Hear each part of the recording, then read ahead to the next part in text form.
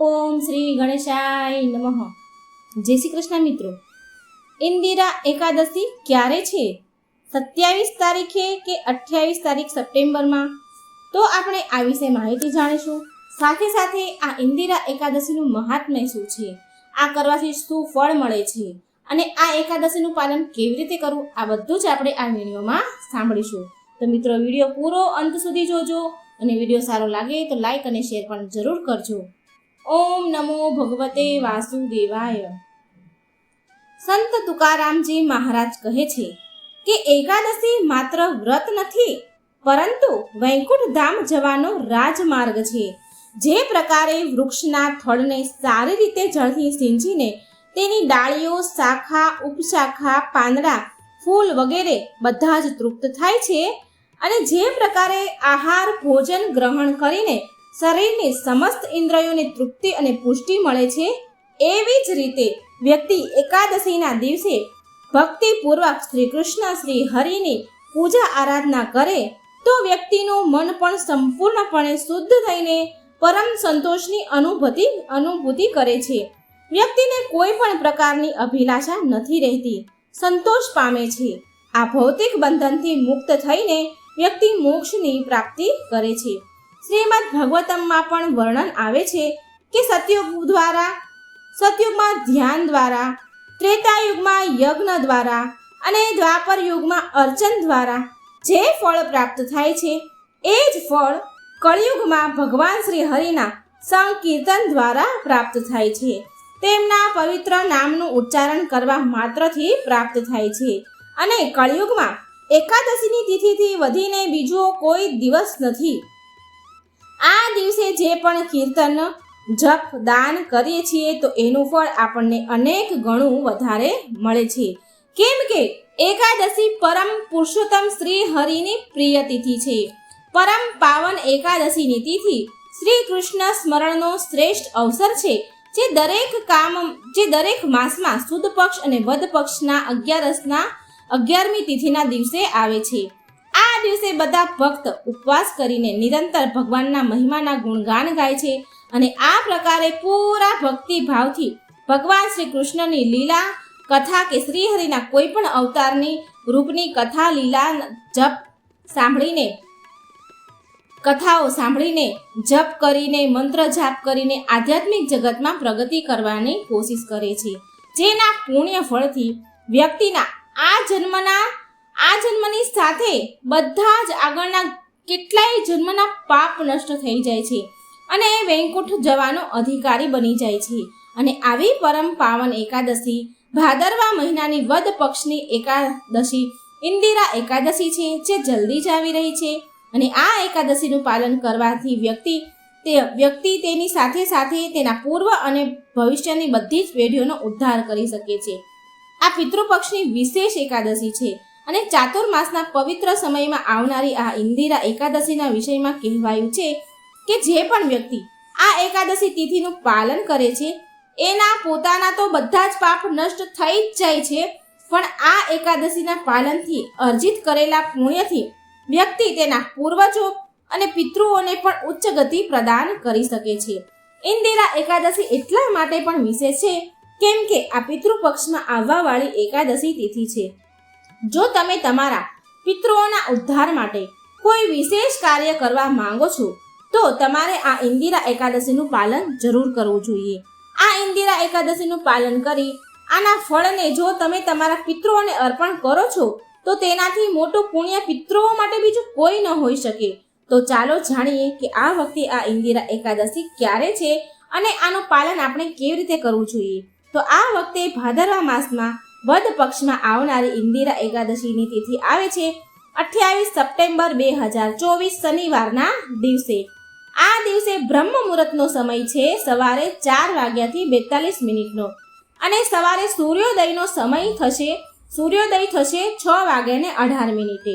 વૈષ્ણવ calendar અનુસાર આ એકાદશીનું વ્રત કર્યા પછી એના પારણા કરવાના છે બીજા દિવસે, એટલે કે આગલા દિવસે. પારણા કરીને જ એકાદશીનું વ્રત સંપૂર્ણ મનાય છે. એટલે કે 29 સપ્ટેમ્બર 2024 રવિવારના દિવસે પારણાનો સમય છે સવારે 6 વાગ્યાથી 19 મિનિટથી લઈને 10:17 સુધીનો છે. આ સમયમાં મિત્રો પારણા જરૂર કરી લેવા. પારણા કરવાથી જ આપણને એકાદશી વ્રતનું પુણ્ય ફળ મળે છે. આ વિશે ભગવાન કૃષ્ણએ કુંભારને એક કથા સંભળાવી હતી દ્વાદશીની પારણાની, અને આ કથા જો તમારે સાંભળવી હોય તો મારી ચેનલમાં છે, જઈને સાંભળજો. જો તમને મૂંઝવણ છે કે એકાદશીની તિથિ 27 તારીખે છે કે 28 તારીખે, તો આનું સમાધાન આપણે કરીએ.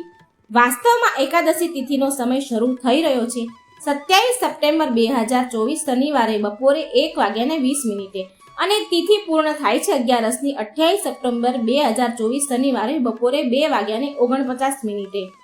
પરંતુ 27 સપ્ટેમ્બરે શરૂ થનારી એકાદશી તિથિ સૂર્યોદય પછી બપોરના સમયે શરૂ થાય છે, માટે તેનું પાલન આપણે બીજા દિવસે 28 સપ્ટેમ્બરે કરવાનું રહેશે. આપણા વૈદિક કેલેન્ડર અનુસાર નવી તિથિનો પ્રારંભ સૂર્યોદયની સાથે જ માનવામાં આવે છે. એટલા માટે આ વખતે એકાદશીનું પાલન આપણે 27 તારીખે નહીં પણ 28 સપ્ટેમ્બરે શનિવારે આપણે કરીશું. આ એકાદશીનું પાલન કરવાની સરળ વિધિ શું છે તો જુઓ. આ એકાદશી વિશેષ રૂપે પિતૃપક્ષમાં આવી રહી છે અને આપણા બધા ઉપર પોતપોતાના પિતૃઓના ઋણ હોય છે, માટે જેટલી ગંભીરતાપૂર્વક આપણે આ એકાદશીનું પાલન કરીશું એટલો જ વધારે લાભ આપણા પિતૃઓને મળશે. માટે કોશિશ કરજો કે આ એકાદશીના દિવસે સવારે બ્રહ્મ મુહૂર્તમાં ઉઠી જાઓ અને સ્નાન વગેરેથી સ્વચ્છ થઈને આપણા ઘરમાં કે મંદિરમાં જઈને ભગવાનના દર્શન કરો, તેમની મંગળા આરતી કરો. ત્યાર પછી ભગવાન સામે હાથમાં ગંગાજળ લઈને આ એકાદશી વ્રતનો સંકલ્પ કરો. મંગળા આરતીના દર્શન મિત્રો જો આપણે ઘરમાં આરતી ન કરી શકીએ તો આજુબાજુમાં મંદિર હોય ત્યાં જઈને દર્શન કરવા, અને જો એ પણ ન શક્ય હોય તો ઓનલાઈન મંગળા આરતીના દર્શન જરૂર કરી લેવા. અને હાથમાં ગંગાજળ લઈ ભગવાન સામે એકાદશી વ્રતનો સંકલ્પ કરો. ભગવાનને પ્રાર્થના કરવી કે હે પરમ ભગવાન શ્રી કૃષ્ણ, હું તમારી પ્રસન્નતા માટે આ એકાદશી વ્રતનો સંકલ્પ લેવા જઈ રહ્યો છું. કૃપા કરી તમે મને તમારા શરણમાં લેજો અને મારા પિતૃઓને પણ તમારી ભક્તિ પ્રદાન કરો, મોક્ષ પ્રદાન કરો. આમ સંકલ્પ લીધા પછી તુલસીજીની પરિક્રમા કરો, તેમને જળ અર્પણ કરો. તુલસીજીને ઓછામાં ઓછી 3 વાર પ્રદક્ષિણા કરો. તેમની સાથે બેસીને હરે કૃષ્ણ એટલે કે તુલસીનું જે કુંડું છે, માં તુલસી છે, ત્યાં બેસીને ભગવાન માતાજીને દીવો કરી અને ત્યાં હરે કૃષ્ણ કૃષ્ણ કૃષ્ણ હરે હરે, હરે રામ રામ રામ હરે હરે આ મહામંત્રના જાપ કરવા. આ એકાદશી પર જેટલો વધારે જપ થશે આ મંત્રનો, તેટલું અધિક ફળ તમારા પિતૃઓને મળશે. માટે યાદ રાખજો કે આ એકાદશી પર ઓછામાં ઓછી 16, 25 કે 32 માળા હરે કૃષ્ણ મહામંત્રના જાપ કરવાનો સંકલ્પ કરો અને એનું ફળ તમારા પિતૃઓને અર્પણ કરો.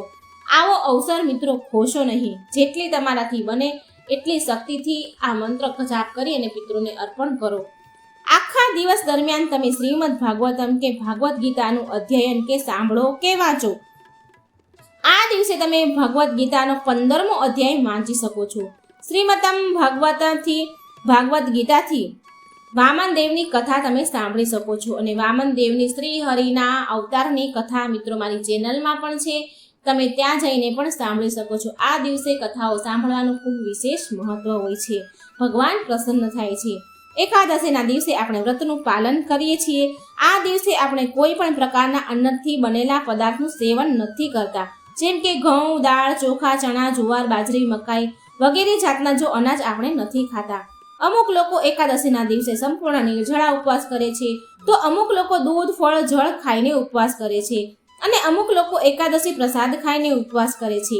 જરૂર પડવા પર તમે દૂધ, ફળ, જળ, એકાદશી પ્રસાદ લઈ શકો છો, વ્રત કરી શકો છો, પણ ભૂલથી આ દિવસે અન્નનું સેવન ન કરવું જોઈએ. અને બીજા દિવસે નિર્ધારિત સમય જે પારણાનો આપ્યો છે તે સમયે સુયોગ્ય બ્રાહ્મણને જરૂરિયાતમંદને ભોજન કરાવો. શક્ય હોય તો ભોજન કરાવો અને તમે તમારી ક્ષમતા અનુસાર તમે દાન દક્ષિણા આપો. તમે જે પહોંચો એ દાન દક્ષિણા આપો અને પછી ભગવાન સામે બેસીને આ એકાદશીના ફળને ભગવાનને અર્પણ કરવું અને આપણા પિતૃઓ માટે ભગવાનને પ્રાર્થના કરવી અને પછી સ્વયં એકાદશીના પારણા કરવા માટે ભગવાનને ધરાવેલો પ્રસાદ લેવો.